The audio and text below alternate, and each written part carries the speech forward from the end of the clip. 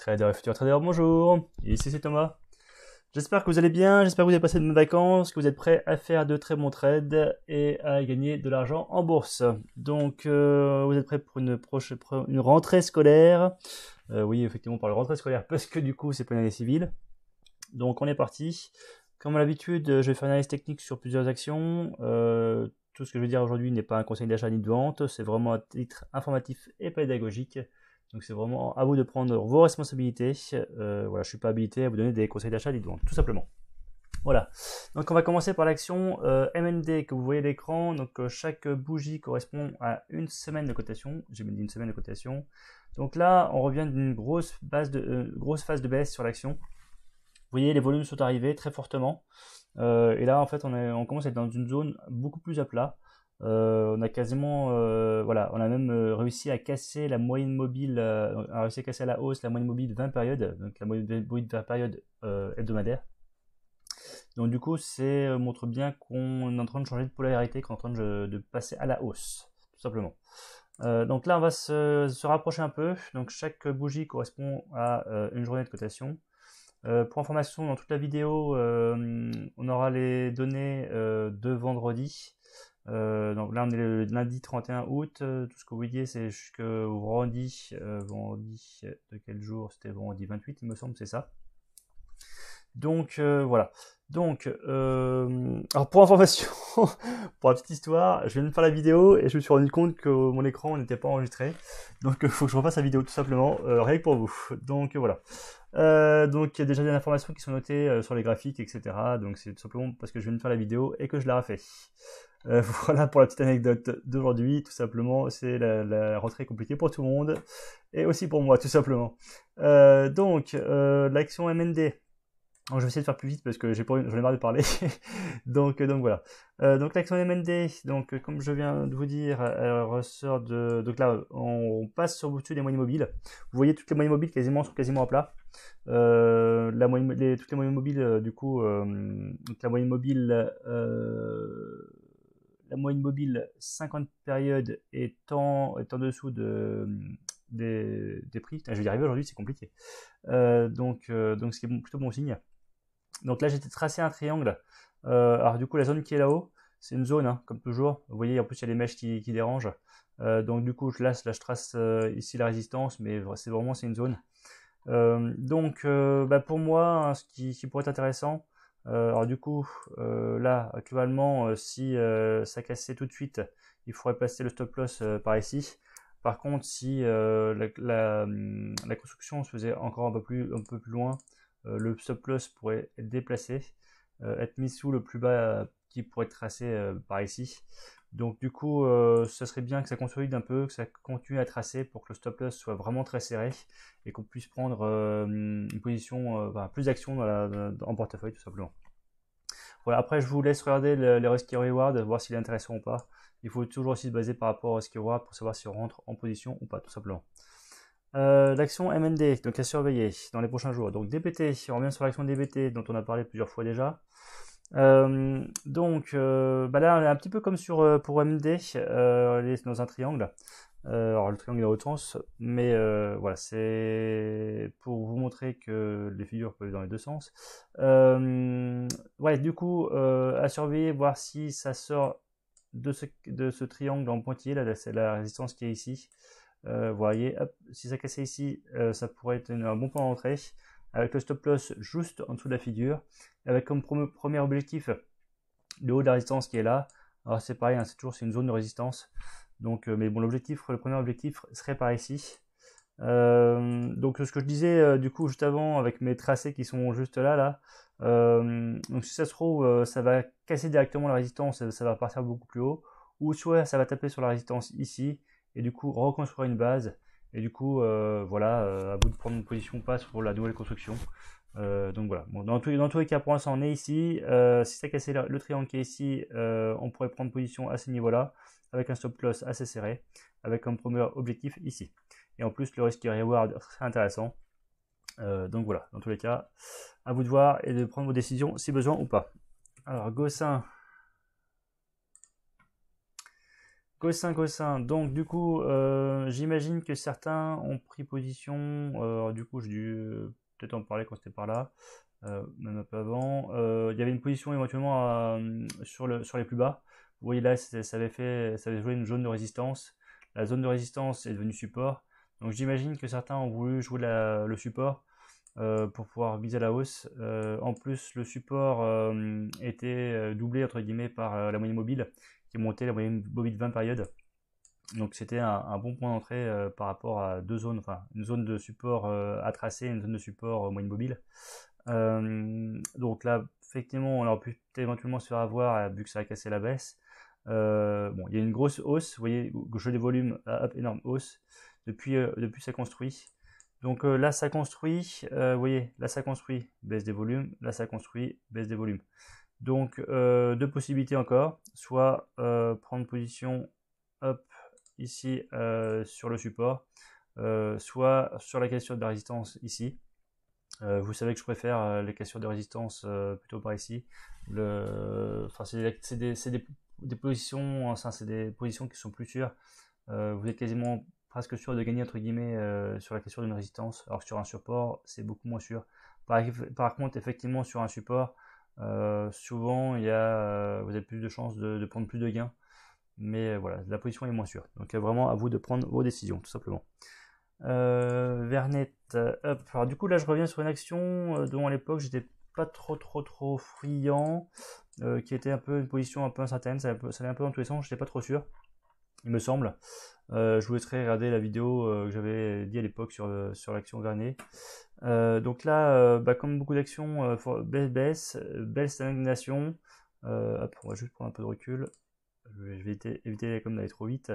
Vous voyez, alors les volumes sont arrivés. Ils sont arrivés déjà en 2015 avec des fortes hausses ici. Ça construit, donc ça descend. Les volumes quand même depuis un an ou deux là, ils sont quand même présents. Les cours ne bougent quasiment plus, voire ils augmentent. Vous voyez, on passe au-dessus des moyennes mobiles. Donc c'est clairement que l'action, elle serait, on va dire, hein, c'est vraiment conditionnel pour l'instant, en changement de tendance. Donc voilà ce qu'on peut dire sur le journée en hebdomadaire, pardon.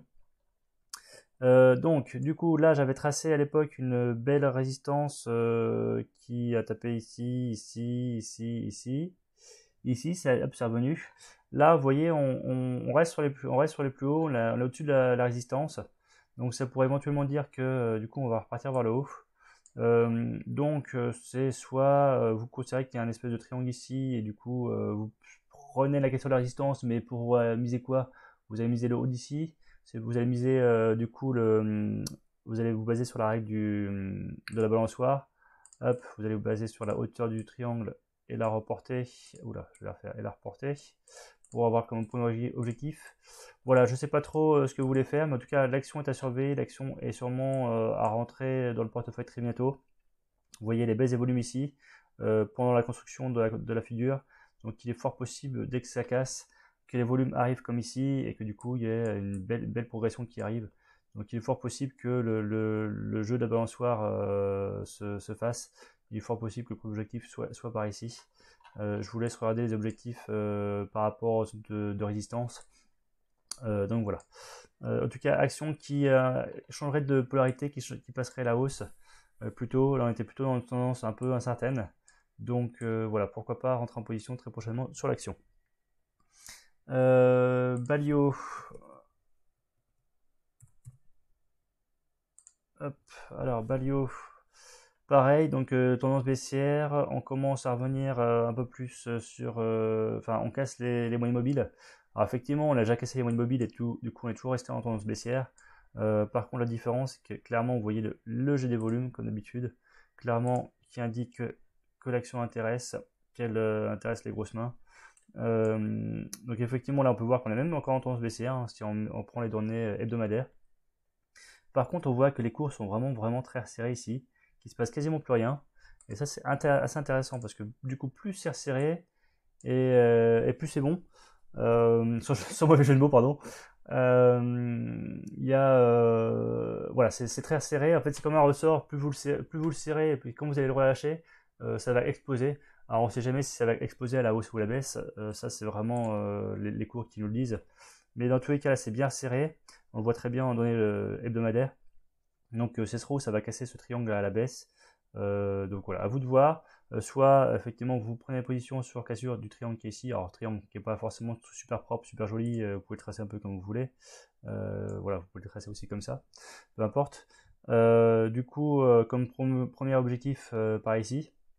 Après, peut-être que d'autres personnes préféreront attendre que la construction se fasse de façon un peu plus large et du coup prendre position sur la cassure de la résistance qui est ici. Alors pareil, hein, la résistance qui est ici, c'est toujours une zone, hein. C'est jamais une zone très précise. Donc voilà. En tout cas, c'est bien serré à ces niveaux-là. Ça pourrait être intéressant de prendre une position avec un stop loss qui est vraiment en dessous de la figure. Donc voilà. Pour Balio, on passe à l'action suivante. Est-ce que je vous en fais d'autres? Ouais, je vais vous en faire deux autres rapidement. Allez, Biofitis. Biofitis, alors je crois qu'aujourd'hui elle baisse à l'heure où je parle. Bon, je vous laisserai vérifier. Dans tous les cas, on est sur une zone de support. Vous voyez, avant c'était une résistance qui a été tapée ici, ici, ici. Hop, explosion de la hausse de la résistance. Et du coup, on est revenu du coup vraiment sur cette zone qui était résistance qui est devenue support. On est vraiment dessus. Alors là, on pourrait croire qu'on a cassé. Clairement, si vous cassez, vous allez voir que ça ferait quand on aura cassé, ça sera vraiment une belle bougie rouge. Là, clairement, on est vraiment sur la zone. Donc du coup, pour ceux qui avaient mis sur la hausse, ce serait éventuellement une belle position d'entrée. Après, pour les autres, peut-être attendre qu'une construction se fasse plus haut. Voilà, Biofitis, une action pour moi à suivre, à surveiller et éventuellement mettre en portefeuille en fonction de votre stratégie, tout simplement. Voilà. Et dernière action, Farming. Hop, Farming Group. Donc Farming Group, on va prendre un peu de recul pour l'action Farming Group.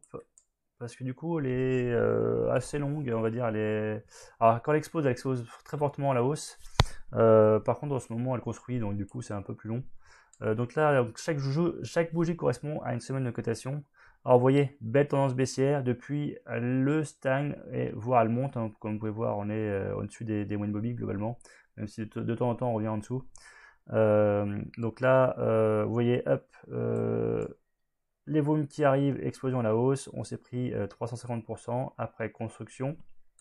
Les volumes reviennent, on explose à la hausse. Si je pars par rapport d'ici, ça fait 500% d'augmentation presque. Et depuis, ça construit. Du coup, vous pouvez voir qu'on est dans un canal. Le bas du canal est ici, le haut du canal est là. Donc du coup, il y a deux façons de jouer la chose. C'est soit de prendre à l'achat sur le bas du canal et revendre le haut du canal, ou soit attendre tout simplement qu'on casse la résistance ici et pour repartir beaucoup plus haut. Du coup, hop, une fois que ça sera cassé, ça cassera beaucoup plus haut et ça prendra un certain nombre de pourcentage. Par contre, c'est pas forcément inintéressant de prendre le bas du canal. Vous voyez que le canal, quand même, il y a à peu près 110% à prendre. Donc si ça revient flirter vers le bas du canal, pourquoi pas rentrer en position, et effectivement avec un stop loss du coup en dessous du canal, tout simplement. Ça validerait tout simplement le canal, ça validerait tout simplement notre stratégie. Donc il faudrait tout simplement sortir de position, tout simplement. Voilà. Sur l'action farming, donc du coup c'est pas du tout une action où on peut rentrer aujourd'hui. Je crois d'ailleurs même qu'en journalier on voit rien non plus. Voilà, en journalier, il y avait éventuellement une petite zone ici qui tapait et qui faisait résistance. Alors du coup, j'essaie de la prolonger jusqu'au bout, mais voilà, il se passe pas grand-chose. Donc du coup là, comme je vous disais, il faut attendre le bas ou sinon attendre le haut et cassure de résistance à la hausse. Donc voilà. Sur l'action farming, donc c'est vraiment une action à surveiller, à mettre dans nos portefeuilles. Peut-être qu'il faudra attendre quelques jours, quelques semaines, quelques mois avant de pouvoir rentrer en position. Mais c'est clairement une action quand elle explose qui fait du bien au portefeuille. Donc où on peut prendre un certain nombre de gains quand même, tout simplement. Voilà, écoutez, comme d'habitude, si la vidéo vous a plu, n'hésitez pas à liker, n'hésitez pas à vous abonner. Je vous souhaite de très bons trades et à très bientôt. Allez, ciao.